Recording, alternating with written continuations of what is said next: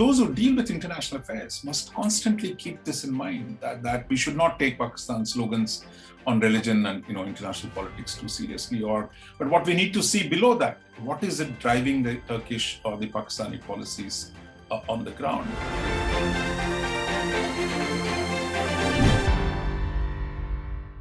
So this week in Rajamandala, your column for the Indian Express is interesting, something we don't read about that much in the Indian media and in foreign policy. So you looked at Turkey, and you start off from Turkey and Afghanistan now, the increasing role Ankara will probably have to play with the US withdrawal.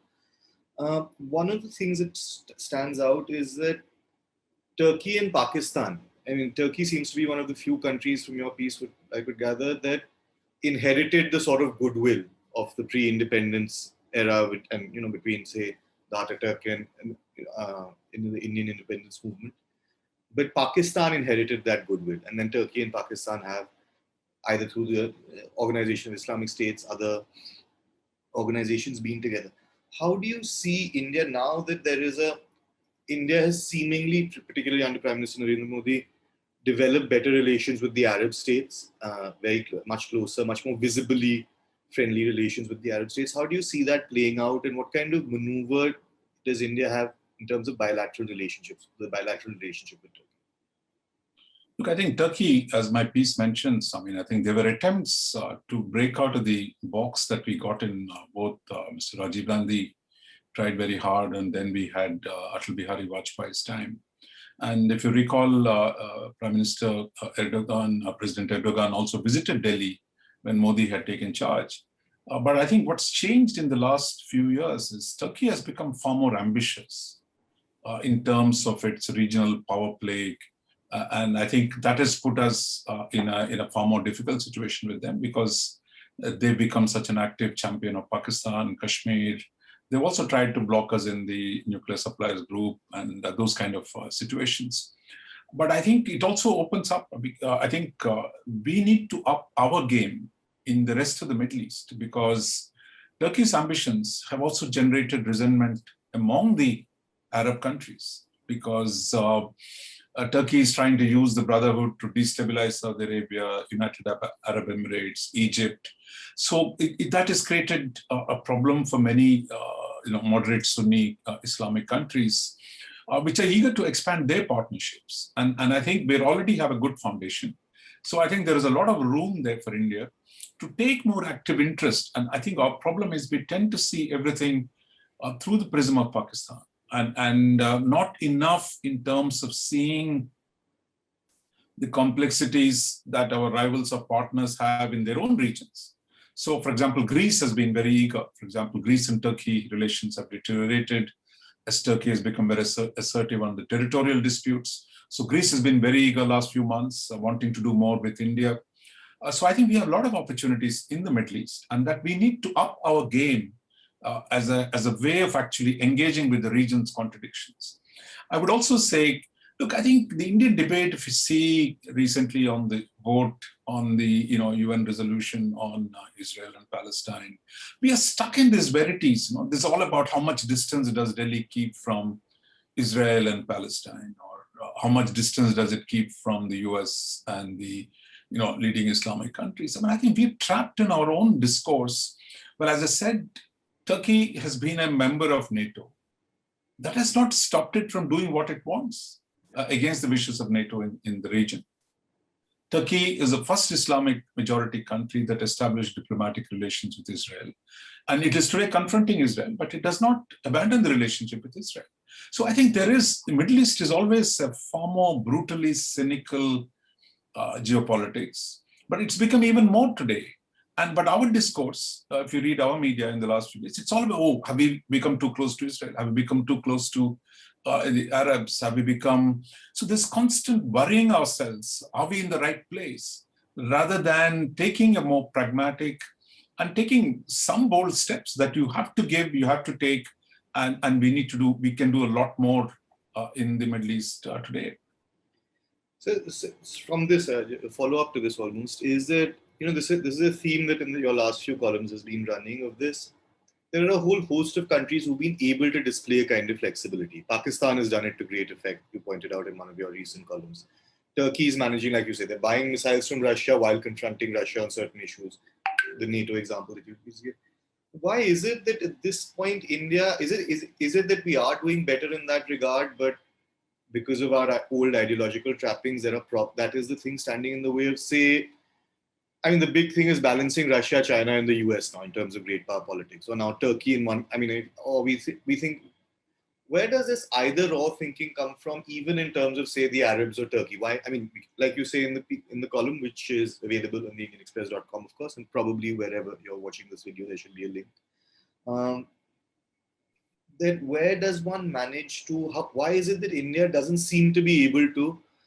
I mean, given vast resources, the nature of our market, what we have to offer the world, not be able to play that game as well of keeping strong bilateral relations? No, see, there has been some change. I mean, I think it will be unfair to say there's been no change in India's approach, certainly since the end of the Cold War. And more recently, under the Modi government, I mean, I think it has been far more pragmatic. It is less tied down by the past ideological shibboleths like non-alignment or strategic autonomy. And for example, yes, we bought Russian S-400 missiles. The delivery will take place soon, but that we have not stopped engaging Russia because America has become a bigger partner for us these days, given the larger situation in the Indo-Pacific. In the Gulf, of course, we engage all the countries. For example, Iran and the Arab Gulf are at odds with each other. So we've been engaging both sides. Qatar, for example, has been at the throat of Saudi Arabia and UAE for a long time, but we've not taken sides, and we're doing things today in a much better form. And that was one of the reasons why, for a long time, for example, we used to say the whole of OIC is pro-Pakistan. And then the United Arab Emirates invites our Foreign Minister Sushma Swaraj to come and speak to the OIC a couple of years ago. So I think the Arabs and the Middle East is a pragmatic place.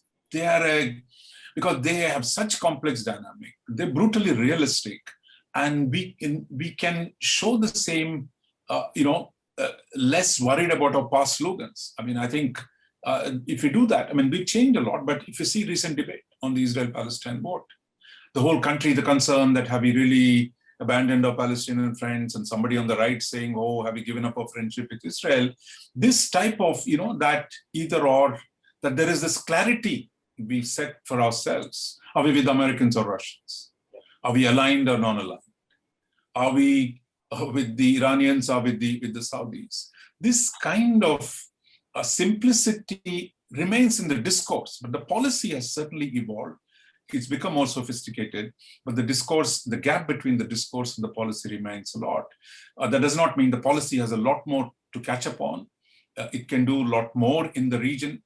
And if we shed some of our own inhibitions, there is a much more we can do. For example, I mean, space program today, UAE is beginning to ambition to run a big space program.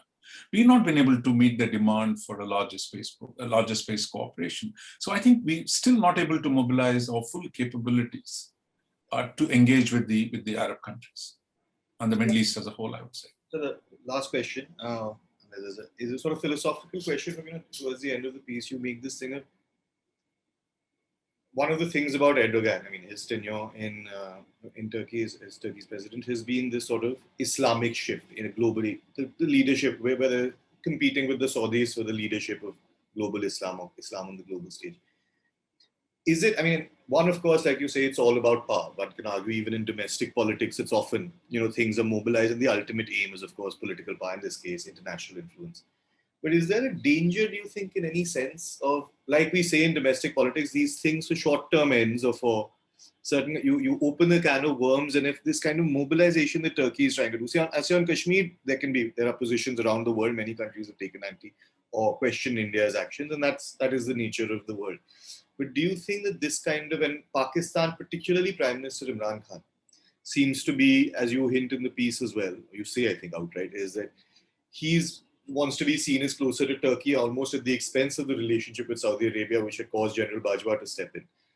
Do you see this kind of Islamic religious politics, or Islamic international relations and an Islamic bloc being a real force in a permanent sense or in a more organized sense in international relations? No, Yeah, I think people will try to use religion, and I think Islam, they go back to pan-Islamism at the same time as pan-Asianism came, pan-Arabism came, pan-Islamism also came at the time. But it was never easy to construct unity within the Islamic world, just as it's been not been easy to construct unity in the Asian world. For example, India and China, China and Japan, leading Asian countries are killing each other at this point. So but there were these sweeping ideas in the interwar period that kind of swept up across the world, and pan-Islamism was one of them.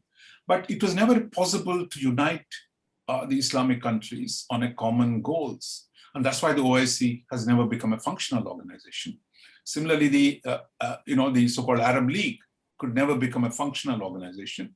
And same is true of non-aligned movement. We on the South, the global South, will get together and fight with the North. That again didn't work.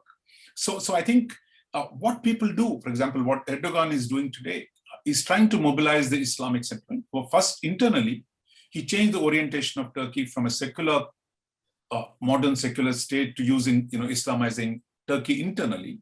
And externally, he's taken that in a direction where he wants to be the champion of Islam and use that to undermine the Saudis, to undermine its rivals in the region and take claim for the regional power. So it's not that we've also seen, for example, Pakistan. It says so much about Kashmir, but Imran Khan doesn't open his mouth on what happens in Xinjiang. So it is quite patent that these are used, like Islam as an argument or minority rights in Kashmir is used as a way by Turkey and Pakistan, but neither of them will confront China because there are other issues, other interests involved.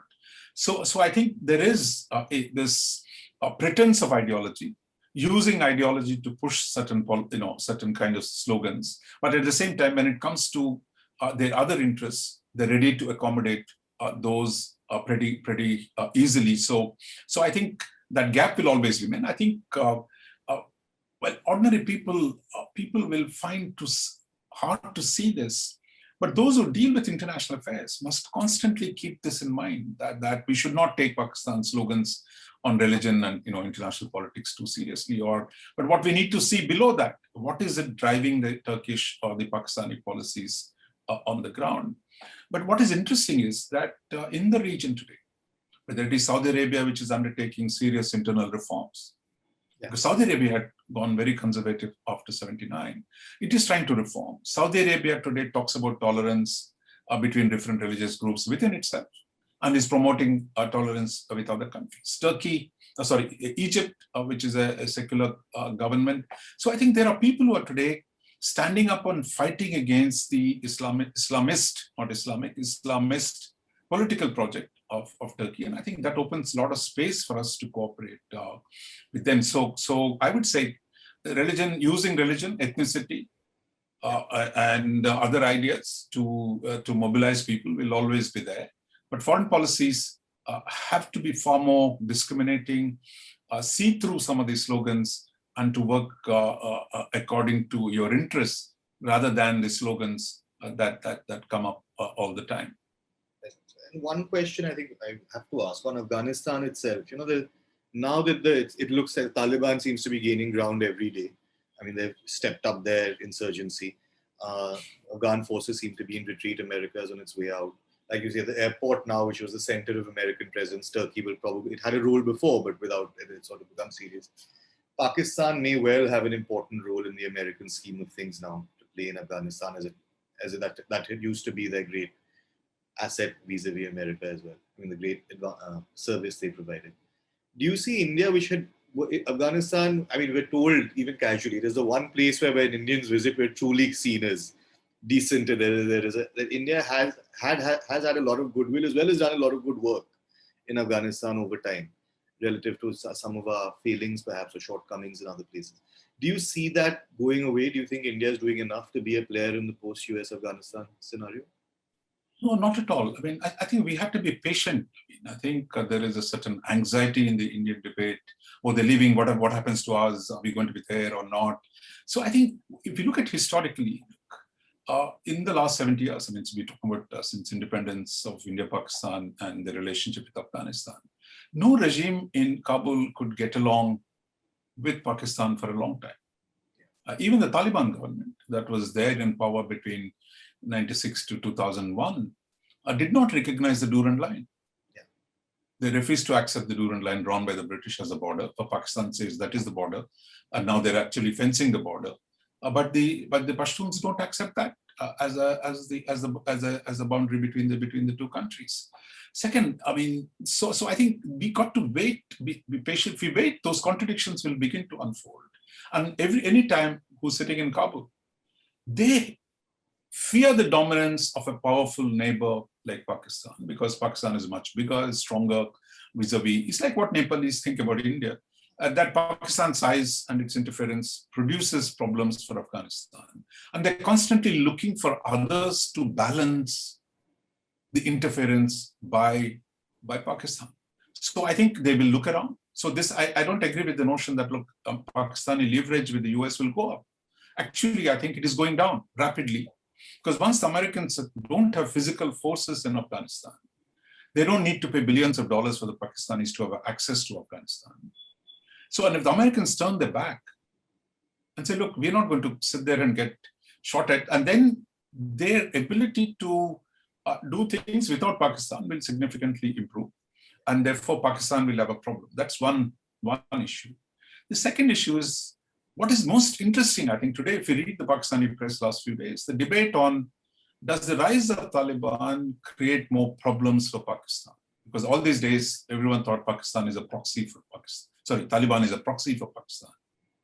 But today, there is concern even in Pakistan that the TTP, that the Pakistani Taliban, will be emboldened by the rise of the Afghan Taliban. And with its basis in Afghanistan, it is going to do things in Pakistan. So in some senses, the war in Afghanistan, the radicalism will spill over, that is a danger, further into the Pashtun territories of Pakistan. And there is already the movements. There is a peaceful movement of PTM. There is the radical elements like the Pakistani Taliban. So in fact, for Pakistan, the problems of dealing with a Taliban that has tasted international recognition is going to come back winning.